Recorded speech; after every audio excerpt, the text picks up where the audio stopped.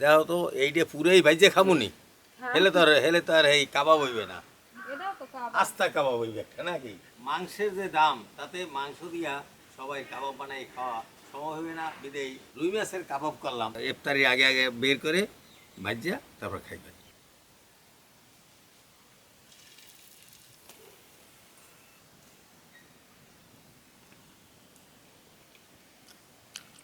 আসসালামু আলাইকুম প্রিয় দর্শক, রুই মাছের কাবাব করবো।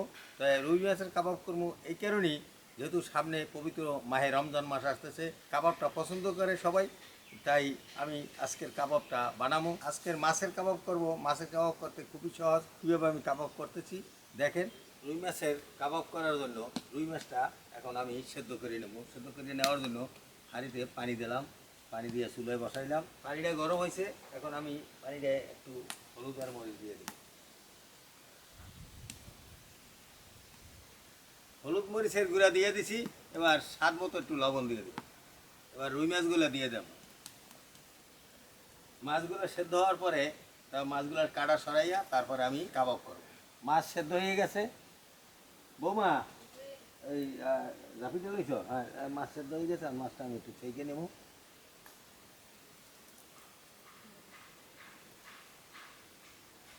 দর্শক, কাবাব করার জন্য মশলাগুলো রেডি করে নিছি। বৌমা এদিকে মাছ ভাজতেছে, বৌমা সহযোগিতা করতেছে, আমি একটু বাঁচতেছি। বৌমা কাঁটাগুলো কিন্তু ভালোভাবে বাইছে নিয়েছে। দর্শক, অনেকেই জিজ্ঞাসা করেন আপনাদের ইউটিউব চ্যানেলের নাম কি। আমাদের ইউটিউব চ্যানেলের নাম বিএসএল ডেলি।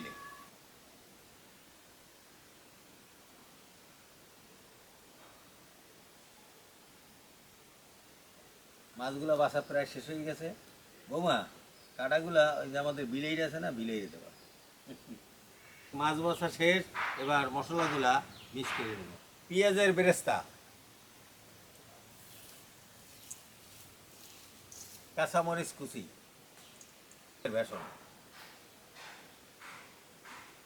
ধনিয়া পাতা, জিরা গোলমরিচের গুঁড়া, গরম মশলার গুঁড়া, চাউলের গুঁড়া।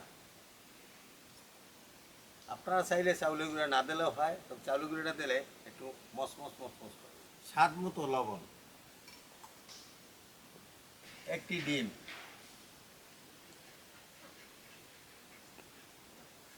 খাঁটি সরিষার তেল। সুন্দর করে আমি এই মাছের সাথে মিক্স করে নেব। বৌমা তুই দাও।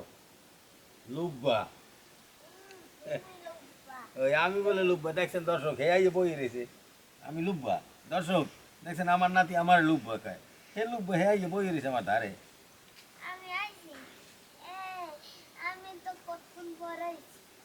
একবারে খামিরটা এইভাবে এইভাবে মিহিন হবে। দেখেন একটা কি সুন্দর একটা খামির বানাইছি। বৌমা দেখো তো, এইটা পুরোই ভাইজে খামুনি, হেলে তো আর এই কাবাব হইবে না, আস্তা কাবাব হইবে একটা নাকি। বানাইলে শুরু করো।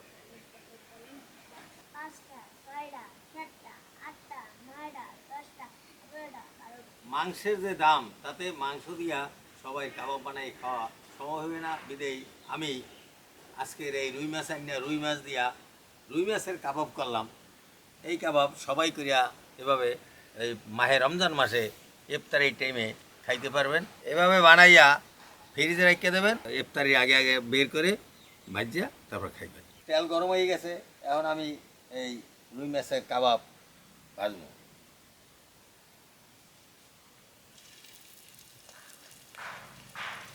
দাদা কাবাব খাওয়া, মাছের কাবাব, বাহ, এই সুন্দর ভাজতেছি না।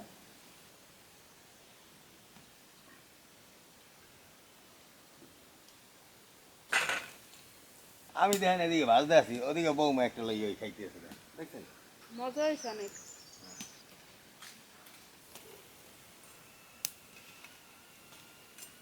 বিসমিল্লাহির রহমানির রহিম। আহ, খুব মজা তো। আপনারা চেষ্টা করলেই পারবেন। এই মাছ আনিয়া কাবাব বানাইয়া ফ্রিজে রেখে দেবেন।